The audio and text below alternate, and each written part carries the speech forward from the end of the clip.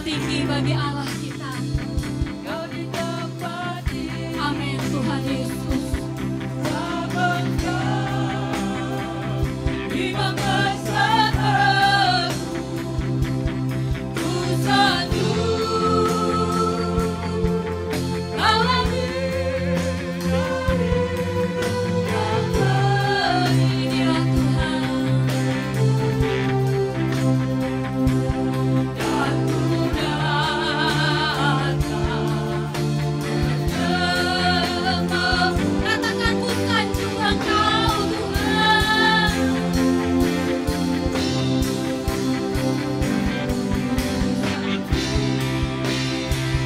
Kau di tempat ini, selamatkan imam besar aku, ku sanjung ya Tuhan, kau lebih dari yang lain.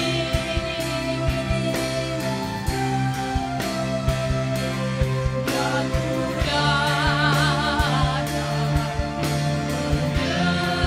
menyembahmu, Dan ku datang. dan ku datang menyembahmu, Oh, dan ku datang ya Tuhan. dan ku datang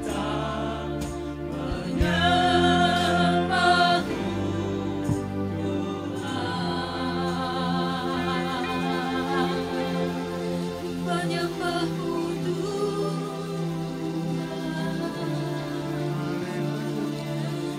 Menyembahmu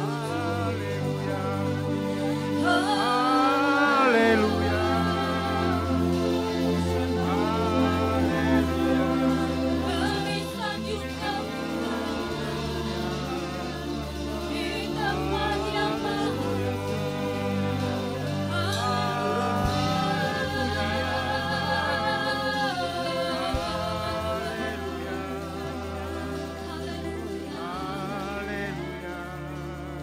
Iya Tuhan. Haleluya.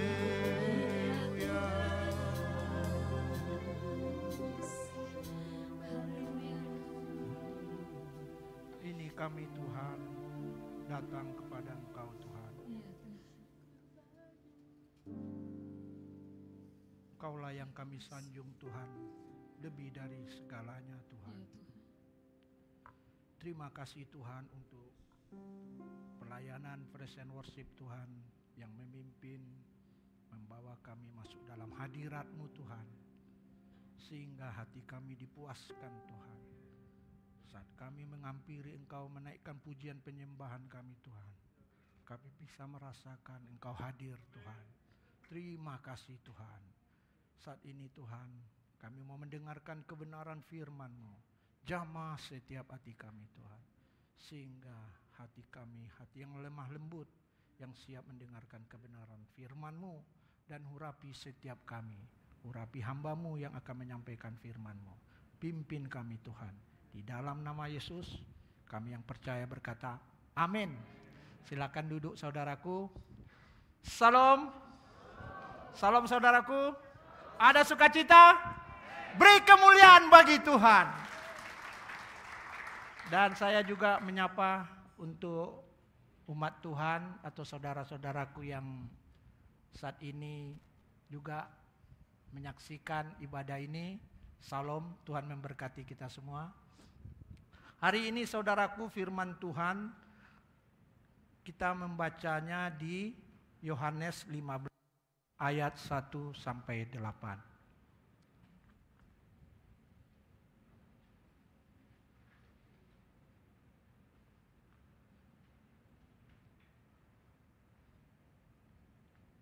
Saya yang ganjil dan saudaraku yang genap. Sama-sama ya. Saya yang ganjil, saudara yang genap. Yohanes 15. Bukan Yohanes 5, Yohanes 15. Akulah pokok anggur yang benar, dan Bapakulah pengusahanya.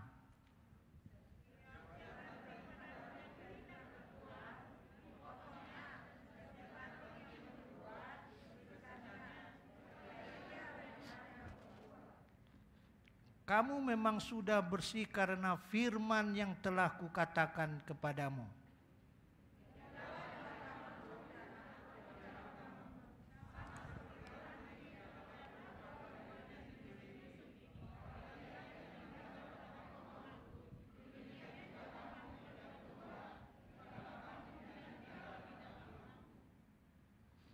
Akulah pokok anggur dan kamulah ranting-rantingnya.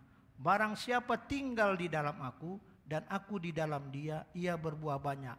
Sebab di luar aku kamu tidak dapat berbuat apa-apa.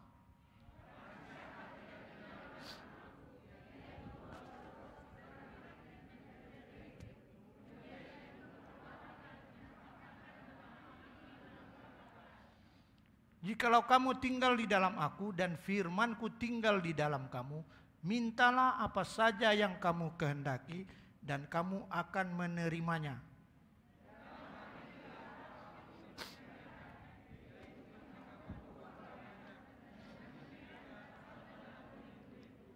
Amin. Kita batasi ya, supaya nanti pada saat ada firman-firman yang lain dibagikan, bisa kita kembali kepada Yohanes 15 ayat 1 sampai 8 ini. Kita tahu saudaraku bahwa hidup kita tujuannya adalah memuliakan Allah. Di mana kita tahu di dalam firman Tuhan dikatakan, sebab segala sesuatu adalah dari Dia dan oleh Dia dan kepada Dia, bagi Dialah kemuliaan sampai selama-lamanya. Amin. Jadi dari Dia, oleh Dia, untuk Dia. Semua untuk kemuliaan Tuhan. Dan di ayat 8 tadi dikatakan bahwa untuk kita mendatangkan kemuliaan bagi Allah, di ayat 8 dikatakan di situ, dalam inilah Bapakku dipermuliakan, yaitu jika kamu berbuah banyak dan dengan demikian kamu adalah murid-muridku. Jadi bagaimana kita mendatangkan kemuliaan bagi Allah? Yaitu kita berbuah. Dan itu pun karena kasih anugerah Tuhan. Dan bagaimana kita bisa berbuah? Kita harus tinggal di dalam Yesus. Tinggal di dalam Dia. Nah, sekarang kita tahu bahwa Yesus berkata di Yohanes 15 ayat 5, akulah pokok anggur dan kamulah ranting-rantingnya. Barang siapa tinggal di dalam aku dan aku di dalam dia, ia berbuah banyak, sebab di luar aku kamu tidak dapat berbuat apa-apa. Mari kita datang kepada Tuhan untuk supaya kita bisa menerima firman ini dan mengerti bahwa di luar Tuhan, di luar Yesus kita tidak dapat berbuat apa-apa. Di mana hidup kita harus berbuah. Dan dengan kita berbuah, maka hidup kita memuliakan Tuhan. Buah apa itu? Buah roh. Kita tahu di Galatia dikatakan buah sukacita, damai sejahtera, kesabaran, kemurahan, kebaikan, kesetiaan, kelemah lembutan, penguasaan diri. Tidak ada hukum yang menentang hal itu. Sekarang kita datang kepada Tuhan. Adakah kita berani mengatakan, ini aku Tuhan, aku hidup untuk memuliakan-Mu? Adakah kita bisa mengatakan hidupku berbuah? Kita harus bisa mengatakan hidup kita berbuah kalau kita tahu bahwa kita tinggal di dalam Dia. Dan hari ini mantapkan saudaraku. Bisa kita katakan kepada seseorang atau orang lain, karena aku tinggal di dalam Yesus, lihatlah hidupku berbuah. Mereka yang bisa lihat, adakah hidup kita itu berbuah? Adakah kasih, adakah sukacita, adakah damai sejahtera di dalam hidup kita? Tapi sebagai anak Tuhan, kita harus berani mengatakan bahwa kita tinggal di dalam Yesus, maka kita berbuah. Karena hidup kita untuk kemuliaan Tuhan. Untuk itu kita sama-sama mendengar firman Tuhan, mau belajar agar kita semakin mantapkan dan kita semakin bersyukur indahnya tinggal di dalam Yesus. Di sini dikatakan bahwa Yesus ingin agar hidup kita berbuah supaya apa saudaraku? Dengan hidup kita berbuah, maka kita bisa menghantarkan jiwa-jiwa datang kepada Tuhan. Bagaimana caranya? Saat kita mengalami buah itu saudaraku, dan buah itu dilihat orang-orang, ada kasih, ada sukacita di dalam hidup kita, tentulah orang itu ingin memiliki buah itu, ya. Dan tentulah mereka ingin mengalami apa yang kita alami. Sehingga pun mereka bertanya, bagaimana? Bagaimana kamu bisa mengalami itu? Ada kasih di dalam hidupmu, bagaimana? Disitulah kita bersaksi, menceritakan hanya di dalam Yesus. Hanya di dalam Yesus. Di luar Yesus kita tidak bisa berbuat apa-apa. Jadi kita dengan mantap mau mengatakannya. Hanya di dalam Yesus kita berbuah. Dan untuk itulah kita memuliakan Tuhan. Amin. Beri kemuliaan bagi Tuhan. Beri kemuliaan bagi Tuhan saudaraku. Karena itu kita datang beribadah ini harus bersukacita. Itu buah yang ada di dalam kita, ya. Jadi di sini kita bersyukur karena kita tinggal di dalam Yesus, maka kita berbuah. Nah, kalau ragu-ragu datang kepada saudara-saudara untuk memantapkan, ya kan? Apakah kalau kau lihat aku ini, apakah aku berbuah?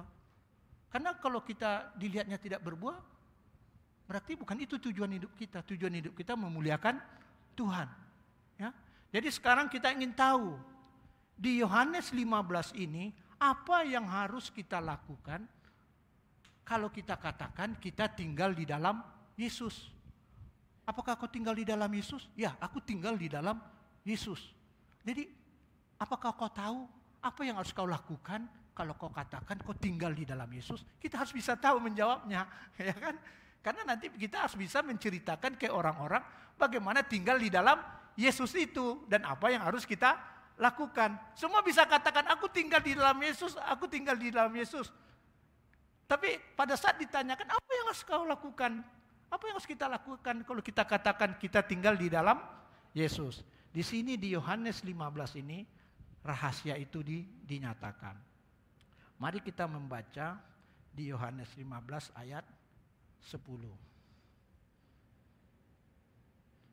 Sama-sama. Yohanes 15 ayat 10. 3, 2, 1.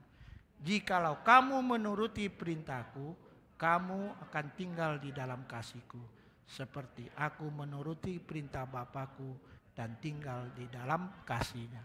Jadi kalau kita katakan kita tinggal di dalam Yesus, apa yang harus kita lakukan? Melakukan perintah Yesus. Karena itu setiap hari pastikan apa perintah Yesus di dalam hidup kita. Jangan waktu ditanya Tuhan, bagaimana kabar saudaraku? Baik. Apa perintah Tuhan padamu hari ini? Enggak tahu aku. Padahal kau tinggal di dalam Yesus. Bila kita tinggal di dalam Yesus, maka kita akan mantap mengatakan, ini perintah Tuhan yang sedang aku akan lakukan. Nah, sekarang coba tanya diri kita masing-masing. Apa ya perintah Tuhan hari ini kepadaku? Kalau aku katakan aku tinggal di dalam Yesus. Nah, coba kita tanya masing-masing. Dan biar Roh Kudus menolong kita untuk kita bisa lebih memahami setiap saat Tuhan akan memberikan perintahnya kepada kita. Sehingga kita bisa katakan kita tinggal di dalam Yesus. Karena apa?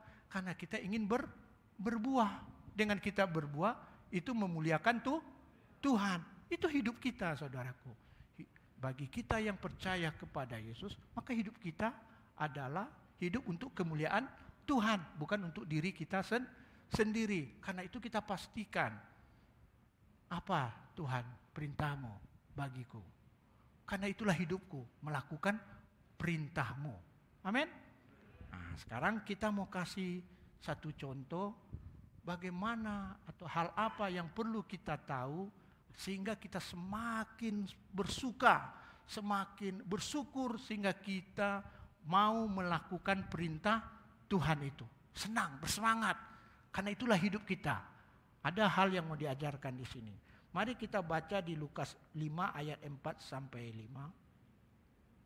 Kita akan lihat di situ satu hal yang mendorong kita, yang menyukakan kita untuk melakukan perintah Tuhan itu. Lukas 5 ayat 4 sampai 5. Saya bacakan buat saudaraku. Setelah selesai berbicara, ia berkata kepada Simon, "Bertolaklah ke tempat yang dalam dan tebarkanlah jalamu untuk menangkap ikan." Simon menjawab, "Guru, telah sepanjang malam kami bekerja keras dan kami tidak menangkap apa-apa. Tetapi karena Engkau yang menyuruhnya, aku akan menebarkan jala juga." Ini hamba Tuhan, rasa Pak Rudolf pernah membagikan ini, ya, dan mengajarkan kita bagaimana ketaatan itu, ya. Tapi di sini saya akan lebih gali lagi dalam perenungan yang saya dapatkan. Jadi di sini saudaraku, setelah selesai berbicara, ia ini maksudnya Yesus. Dan dia berbicara kepada Simon. Disuruh bertolak ke tempat yang dalam dan supaya menebarkan jalannya untuk menangkap ikan. Di ayat 5 di situ dikatakan bahwa Simon mengatakan bahwa sudah sepanjang malam, artinya dia tidak mendapatkan apa-apa, ya. Jadi artinya dia sudah berusaha melakukan, dan pernah itu dibagikan Pak Rudolf. Itu bukan waktunya lagi untuk pergi menangkap ikan. Waktu itu, saat itu harusnya kita sedang bersihkan.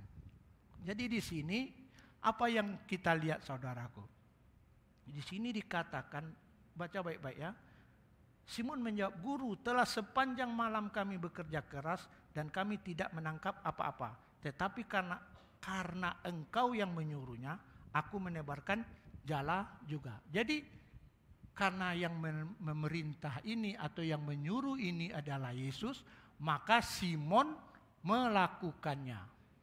Dan dia, apa yang dikatakannya? "Guru, karena Engkau yang menyuruh, maka aku mau melakukan." Jadi dari pengenalan Simon akan siapa yang menyuruhnya ini, maka dia melakukan apa yang menjadi perintah yang menyuruhnya. Jadi kita harus mengenal siapa Yesus itu, ya, yang memerintahkan kita sehingga kita mau melakukan atau menuruti perintahnya. Jadi dengan pengenalan akan Yesus membuat kita bertumbuh dalam ketaatan. Tapi di sini ada yang lebih luar biasa lagi saudaraku. Tadi dikatakan dengan pengenalan kita akan Yesus, maka akan membuat kita semakin taat kepada Tuhan Yesus itu yang memberi perintah. Sekarang kita mau lihat di Lukas 5 ayat 8. Bisa ditampilkan? Kan setelah Simon mentaati itu, akhirnya kan banyak ikan yang dapat, yang tidak terduga, yang membuat heran gitu kan. Setelah Simon melakukan ketaatan itu, apa yang terjadi saudaraku? Di ayat 8 dikatakan, ketika Simon Petrus melihat hal itu, ia pun tersungkur di depan Yesus dan berkata, "Tuhan, pergilah daripadaku karena aku ini seorang berdosa." Di ayat 5 dikatakannya, "Guru, karena Engkau yang memberi perintah, aku melakukannya." Setelah dia melakukannya, dia semakin mengenal siapa yang memberi perintah itu. Tuhan. Kan di ayat 8 kan? Mana di ayat 8-nya itu? Mana? Tuhan.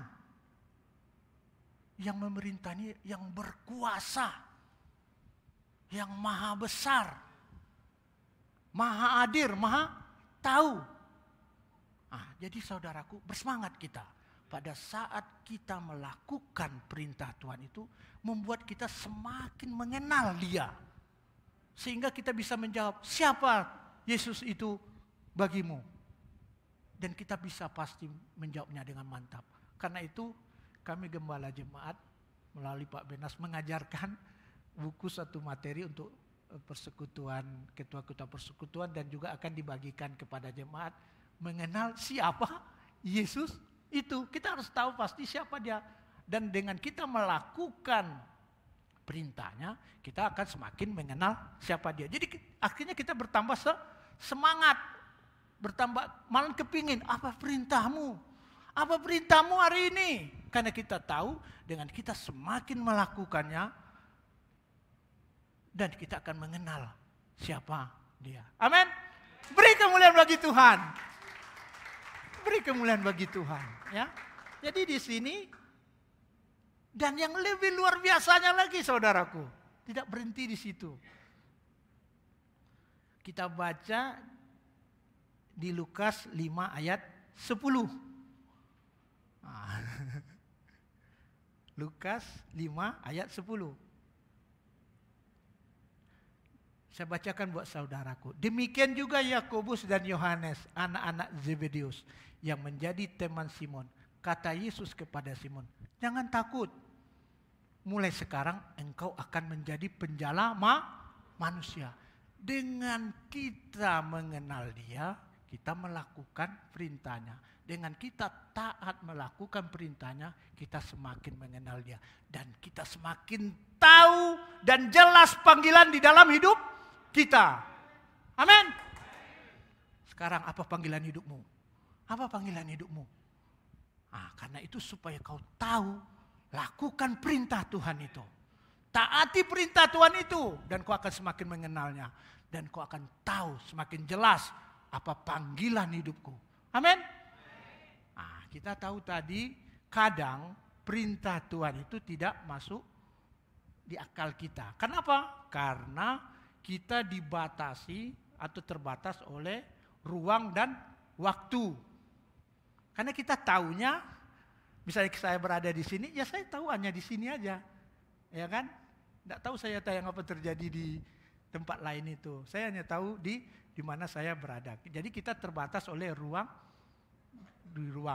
Waktu juga, saya mana tahu besoknya atau 3 hari yang lagi kan, atau sebulan lagi, atau 1 tahun lagi.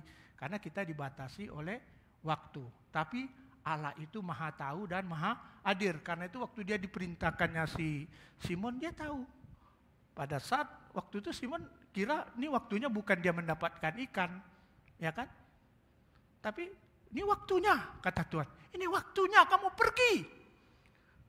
Lebih dalam lagi.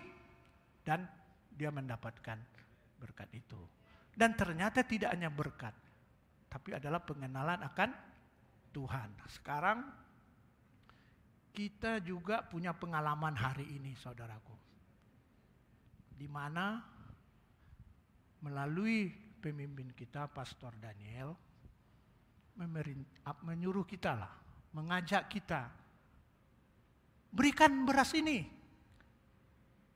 Berikan. Bahkan kita mendapat kesempatan untuk memberi. Bukan punya kita loh beras itu, tapi kita mendapat kesempatan untuk melakukan perintah Tuhan. Karena ada perintah Tuhan berkata, segala sesuatu yang kamu kehendaki supaya orang perbuat kepadamu, perbuatlah demikian juga kepada mereka. Itulah isi seluruh hukum Taurat dan kitab para nabi. Kita kan sebenarnya ingin ya menerima.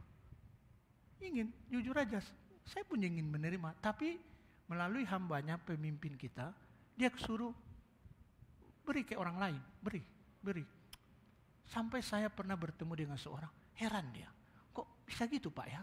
Ya, kok bisa gitu ya? Kok bisa gitu? Orang jarang saya lihat kayak gini Pak. Bahkan tidak pernah saya lihat. Gereja malah ingin menerima. Saya pun, ya saya ceritakan lah. Pemimpin kita tuh dekat dengan Tuhan. Dan dia ingin mengajar kita bagaimana kita semakin dekat dengan Tuhan. Dan apa yang dialaminya dia bagikan kepada kita. Jadi saudaraku, mari kita melihat itu adalah perintah Tuhan. Karena melalui hambanya pemimpin, kita disuruh untuk melakukan sesuatu yang menurut kita sepertinya berbeda gitu. Harusnya kita menerima. Tapi kok kita disuruh memberi, ya. Dan apa yang terjadi pada saat saudaraku melakukannya? Apa yang terjadi? Kita melihat mereka berterima kasih. Mungkin ada yang menangis. Bahkan ada yang menerima Yesus. Ya. Apakah kita tidak bisa melihat pengenalan akan Tuhan di situ? Allah itu panjang sabar dan penuh kasih. Amin. Beri kemuliaan bagi Tuhan. Semakin kenal kita, semakin tahu kita. Allah kita itu besar. Ya kan? Saya mengalami saudaraku. Harusnya saya harus bagikan hari ini. Tapi entah mengapa saya tidak bagikan. Ya, karena mungkin saya sibuk pada waktu. Tapi besoknya saya bagikan kepada seseorang itu. Dan dia sangat bersyukur sekali. Saya heran, kenapa? Karena gini Pak. Anak saya pada waktu itu meminta sekarung beras. Karena dia mau kos. Tapi saya tidak bisa kasih. Tapi setelah Bapak suruh saya datang, saya terkejut. Saya mendapat beras itu. Jadi dia melihat luar biasa. Ajaib Tuhan itu. Beri kemuliaan bagi Tuhan. Ya, jadi alami saudaraku. Jangan alami gitu. Pada saat kita melakukan itu, kita sedang melakukan perintah Tuhan. Dan pada saat itu kita akan semakin mengenal dia. Dan tadi yang saya bilang, panggilan kita semakin jelas. Kalau saudara tidak tahu, apa panggilanku? Apa panggilan hidupku? Ini Simon langsung tahu, kau akan menjadi penjala manusia. Kalau ditanya nanti pulang, apa panggilan hidupmu? Kan? Tapi ada rahasianya ya. Kita harus melakukan perintah Tuhan. Lihat ini saudaraku. Jemaat yang khusus di hati Tuhan. Masa saudaraku tidak melihat pada saat kita melakukan perintah Tuhan itu, pandang ini. Kita jemaat yang khusus di hati Tuhan. Nah, itulah yang bisa kita lihat. Harusnya kita semakin yakin, semakin bersyukur. Benarlah kami jemaatmu yang khusus. Kenapa? Karena kita akan melakukan kegerakan rohani dari Pekanbaru sampai ke ujung bumi. Sadar saudaraku, sadar kita untuk hal itu. Kita dipakai oleh Tuhan. Kita khusus di matanya. Kenapa ya? Kita semakin mengenal dia, ya dia berdaulat. Ya kan? Dia berdaulat. Dia suka dia. Disitulah kita mengenal dia. Harusnya kami tidak pantas menerima itu. Tapi Tuhan pilih kami, gereja ini, jemaat ini, yang khusus. Apa yang bisa saudara lihat? Kuasanya. Dia yang berdaulat. Dan lihatlah, kita mendapat kesempatan melakukan perintah Tuhan. Berbagi. Amin. Nah, jadi saudaraku di sini, mari kita semakin bergairah melakukan perintah Tuhan. Ya, karena itu yang kita lakukan kalau kita tinggal di dalam Yesus. Dan kita tahu di dalam melakukan itu, memang kita akan menerima berkat saat kita mentaati perintah Tuhan. Tapi sebagai jemaat yang khusus di hati Tuhan, tentu berkat itu bukan motivasi kita yang utama. Tapi kita melakukan itu karena kita mengasihi Tuhan. Apa dikatakan di sini? Jikalau kamu mengasihi aku, di Yohanes 14 ayat 15. Jikalau kamu mengasihi aku, kamu akan menuruti segala perintahku. Garis bawahi, segala perintahku. Jadi kita mensyukuri segala perintah Tuhan akan kita alami. Amin. Wah, luar biasa. Hari-hari kita semuanya Tuhan, segalanya. Apa yang menjadi perintahmu di dalam hidupku, berikan Tuhan, berikan.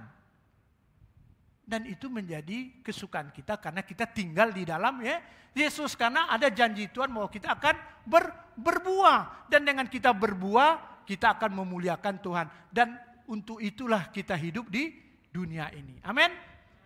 Jadi sekarang kita mau tahu, baik, kami akan melakukan perintah Tuhan.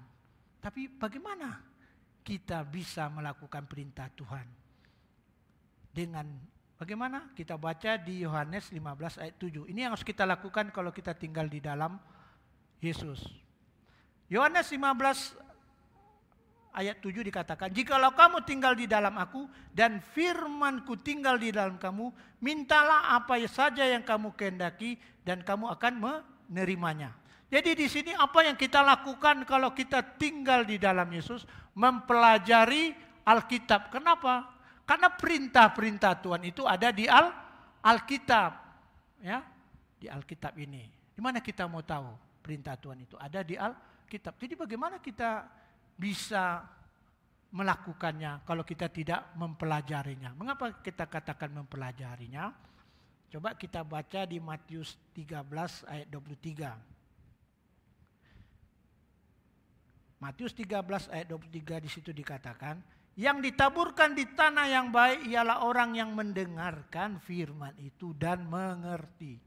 Dan karena itu ia berbuah, ada yang 100 kali lipat, ada yang 60 kali lipat, ada yang 30 kali lipat. Ini orang yang benih yang ditaburkan di tanah yang baik, di hati yang subur. Apa yang terjadi di situ? Ia berbuah, dia berubah dan berbuah. Kenapa? Karena dia melakukan firman Tuhan. Bagaimana dia bisa melakukan firman Tuhan? Karena dia menerima dan mengerti. Dia menerimanya dan mengerti. Jadi ada dia di pinggir jalan itu kan ditaburkan. Apa dikatakan di sini? Di Matius 13 ayat 23. Yang ditabur, di Matius 13 ayat 19. Kepada setiap orang yang mendengar firman tentang kerajaan surga tetapi tidak mengertinya, datanglah si jahat dan merampas yang ditaburkan dalam hati orang itu. Itulah benih yang ditabur di pinggir jalan. Dia menerima firman tapi tidak mengerti. Jadi kata mengerti ini penting. Karena untuk mengerti maka kita harus mempelajari firman Tuhan. Di mana firman Tuhan? Di Alkitab. Maka kita harus mempelajari Alkitab. Jadi bersukalah membaca firman Tuhan. Itu selalu digaungkan oleh Pak Benas, ya kan? Mari suka baca firman, mari suka baca firman. Kenapa? Karena kita mau mempelajari firman itu. Mempelajari bagaimana? Supaya firman yang kita terima itu kita mengerti. Sehingga kita akan melakukannya. Apa yang terjadi? Kita berubah. Apa? Berbuah. Jadi kalau saudaraku katakan, aku mengerti firman ini. Tapi kalau tidak berubah, berarti saudara belum mengerti. Ya.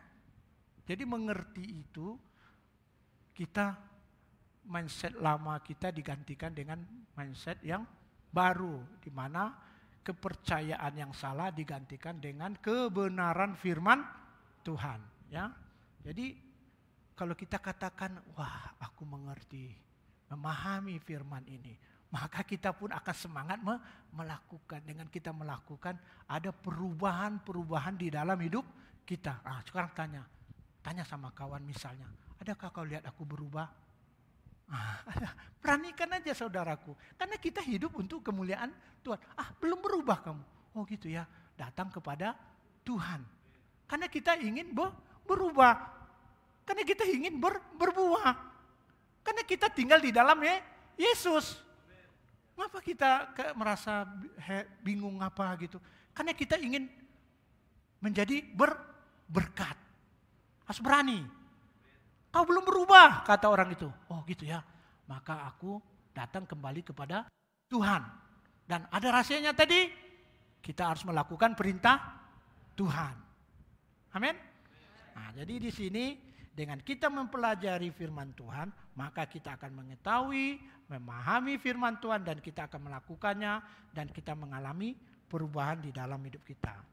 Kalau kita katakan tadi di Matius 13 ayat 19, mengapa banyak orang tidak mengerti?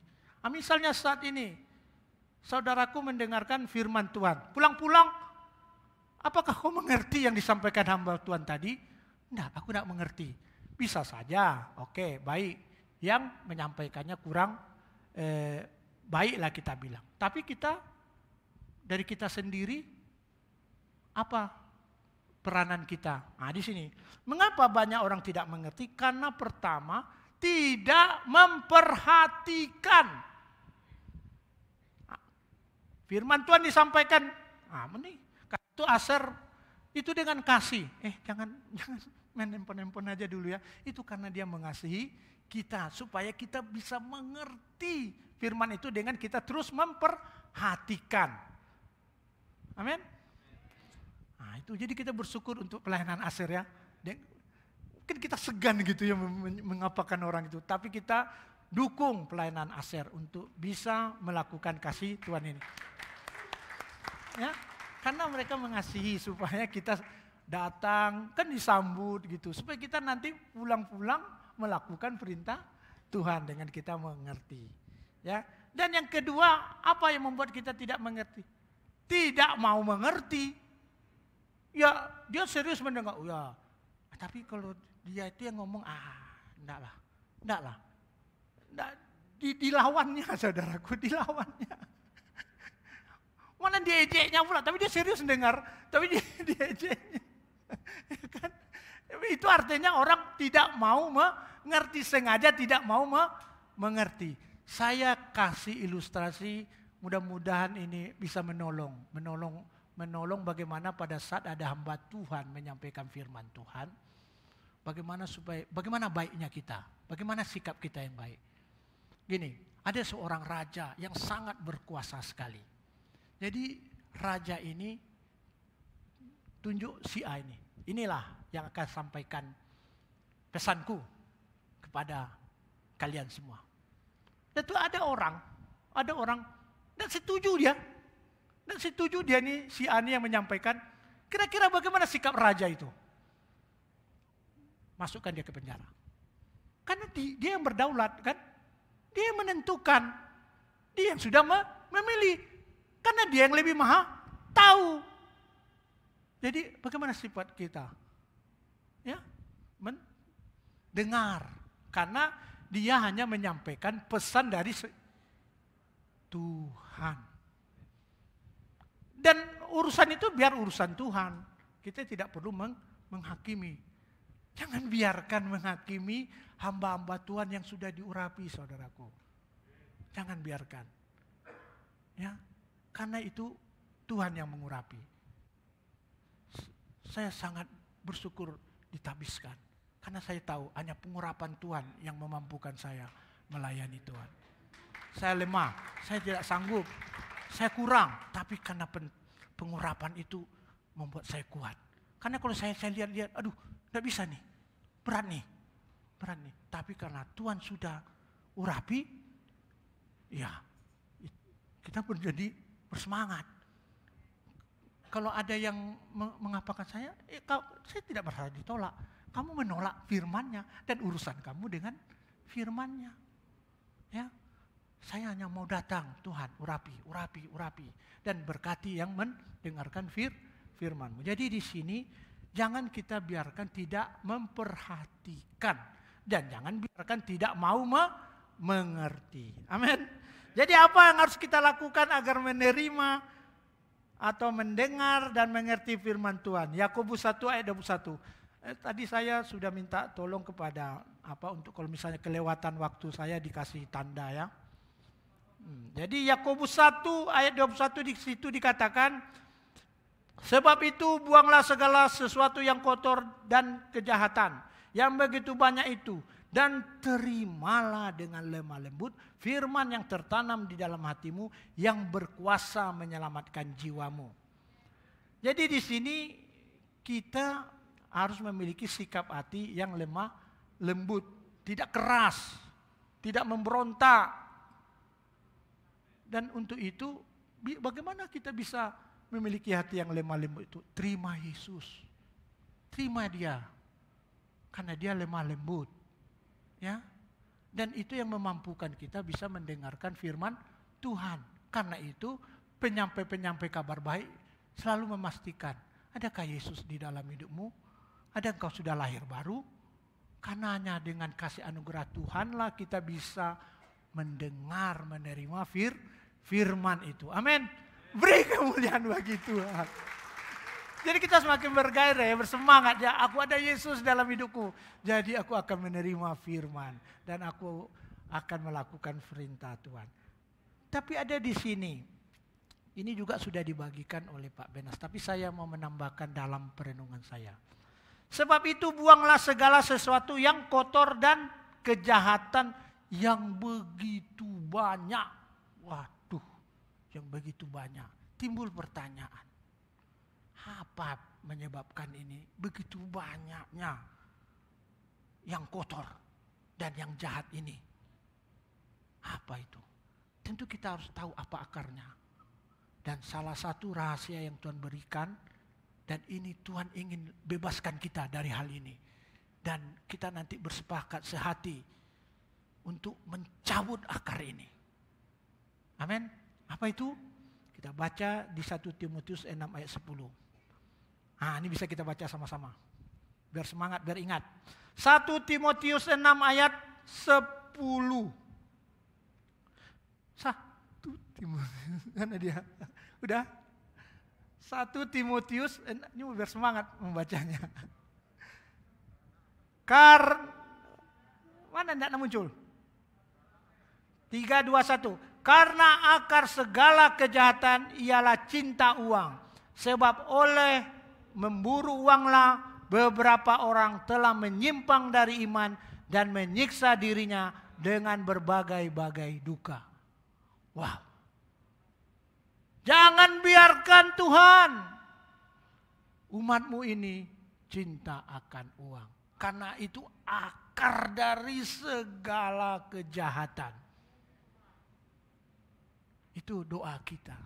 Dan hari ini dengan rendah hati memohon kepada Tuhan, cabut itu Tuhan. Kalau ada akar itu di dalam hidupku, aku tak mau cinta akan uang. Artinya Tuhan di bawah uang, atau kita lebih mengutamakan uang.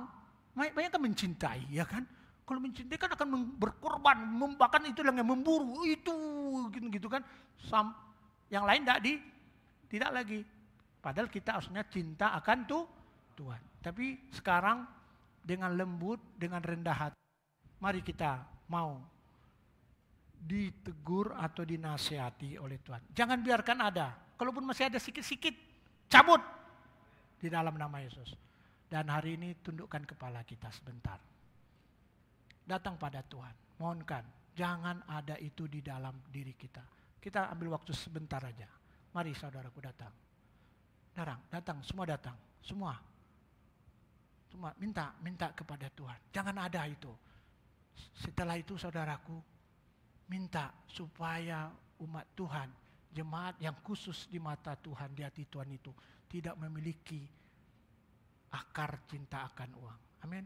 Di dalam nama Yesus. Di dalam nama Yesus. Dalam nama Yesus. Tuhan, cabut akar cinta uang yang ada di dalam diriku. Cabut. Bebaskan aku Tuhan. Bebaskan aku Tuhan di dalam nama Yesus. Bebaskan di dalam nama Yesus.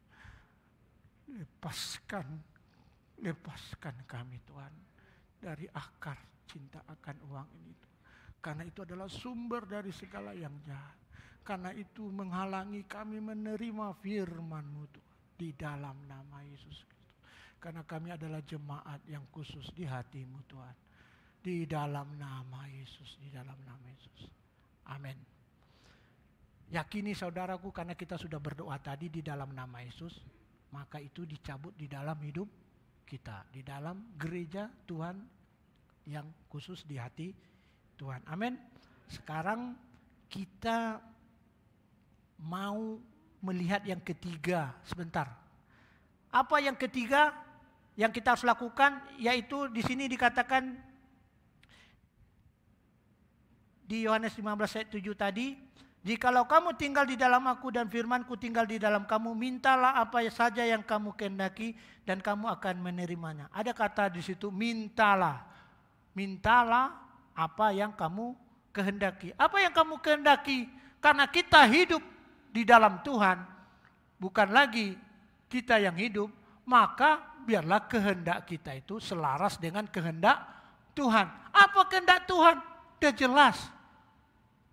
Tinggallah di dalam aku, kamu akan berbuah. Itulah yang kita minta. Segala sesuatu, bagaimana kita bisa berbuah. Bagaimana kita bisa mengerti firman Tuhan sehingga kita melakukan firman Tuhan. Tadi katakan berkat itu mengikuti. Pengenalan akan Tuhan itulah yang utama. Kita mengenal bukan berkatnya, tapi sumber berkatnya. Beri kemuliaan bagi Tuhan. Ya, luar biasa ya. Jadi di sini kita semakin diajar bahwa mintalah, ya. Mintalah apa yang saja yang kamu kehendaki. Bayangkan apa saja yang kamu kehendaki dan kamu akan menerimanya. Kalau kita katakan aku ingin berbuah seperti apa yang kau kehendaki, Tuhan akan berikan apa saja sehingga kita dapat berbuah. Amin, saudaraku. Dan dengan kita berdoa, kita tidak hanya tahu apa kehendak Tuhan, tapi apa lagi? Mari kita baca Yeremia 33 ayat 3. Saya bacakan buat saudara karena waktu kita singkat. Berserulah kepadaku, maka aku akan menjawab engkau dan akan memberitahukan kepadamu hal-hal yang besar dan yang tidak terpahami, yakni hal-hal yang tidak kau ketahui. Dengan kita berdoa, kita bersyukur ada pelayanan doa. Mengajari kita, memimpin, mendukung, menyemangati kita untuk memiliki kehidupan doa. Dengan kita memiliki kehidupan doa, dengan kita berdoa, kita tidak hanya tahu kehendak Tuhan, tapi juga kita mengerti apa kehendak Tuhan. Sehingga kita dimampukan untuk melakukan perintah Tuhan. Amin. Amin saudaraku. Nah, jadi bersukalah berdoa. Kita berdoa bertemu dengan Tuhan. Ya kan? Dan karena kita katakan kita tinggal di dalam Yesus, apa perintahmu Tuhan? Apa kehendakmu ini? Dan tidak hanya itu. Dengan kita berdoa, Tuhan memberi kita penolong. Yaitu Roh Kudus yang memimpin kita kepada seluruh kebenaran. Ini ayat terakhirnya dan kita akan tutup firman Tuhan. Yohanes 16 ayat 13. Tetapi apabila ia datang, yaitu Roh kebenaran, ia akan memimpin kamu ke dalam seluruh kebenaran, sebab ia tidak akan berkata-kata dari dirinya sendiri. Tetapi segala sesuatu yang didengarnya, itulah yang akan dikatakannya. Dan ia akan memberitakan kepadamu hal-hal yang datang. Mari kita datang kepada Tuhan. Mari kita datang kepada Tuhan. Silakan. Mari kita refleksikan. Tanya, Tuhan, apa perintahmu? Tanya, minta pertolongan Roh Kudus untuk firman yang sudah disampaikan. Pimpin kami dalam kebenaran-Mu Roh Kudus. Ini refleksi, mari datang saudaraku. Masing-masing datang kepada Tuhan.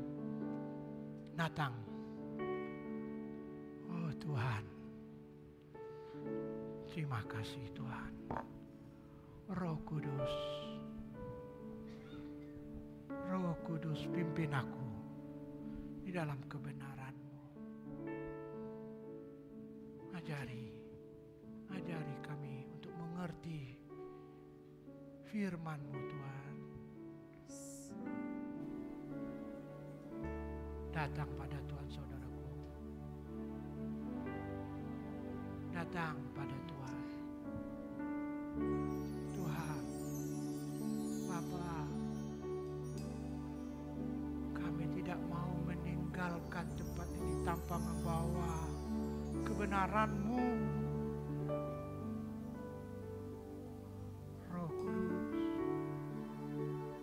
banyak hal yang telah kulupakan, bahkan mengabaikan apa yang menjadi perintah-Mu di dalam hidup. Tapi hari ini Tuhan, aku mau memiliki satu komitmen yang baru. Aku mau melakukan perintah Tuhan. Aku mau tinggal di dalam Engkau Yesus. Aku mau berbuah untuk kemuliaan-Mu. Ini aku Tuhan. Ini aku anak-Mu Tuhan. Aku hidup untuk kemuliaan-Mu.